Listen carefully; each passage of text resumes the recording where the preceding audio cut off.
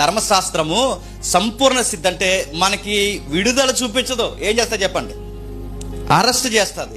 ఈ అరెస్ట్లో ఉన్న వరకు మనకు హోప్ ఉంది. ఆ హోప్ ఏంటంటే యేసుక్రీస్తుని పట్టుకుంటే ఈ చట్టాల్లోంచి మనం బయటికి వచ్చేయచ్చు. ఈ ఒక్క హోప్ మనకు కనబడేలా చేస్తుంది. ఇప్పుడు అలా అంటే ధర్మశాస్త్రం చెడ్డదైనా అని పౌలు గారు ఏమన్నారు? అట్లా అంటారు అంటున్నాడు. ఇప్పుడు ధర్మశాస్త్రం మరి చెడ్డగానే ఉంది కదంటే, నేను చెడ్డగా ఉన్నాను కనుక ధర్మశాస్త్రం నాకు చెడ్డగా కనిపించింది, కానీ నేను మంచోడినైతే ధర్మశాస్త్రం నాకు చెడ్డదేమీ కాదు. ఇప్పుడు చెప్పండి, చెడు ధర్మశాస్త్రంలో లేదు, చెప్పాలి మనలో ఉంది. చట్టం చెడ్డది కాదు, చెప్పండి. మనం దొంగలు కనుక చట్టం మనకు నచ్చట్లేదు. ధర్మశాస్త్రం లేకపోతే పాపం మనకు ఎట్టిదో నాకు తెలియదు. ధర్మశాస్త్రం లేకపోతే నీతి అంటే ఎట్టిదో నాకు తెలియదు. ధర్మశాస్త్రం లేకపోతే అసలు నేను ఎలా ఉన్నానో కూడా నాకు తెలియదు.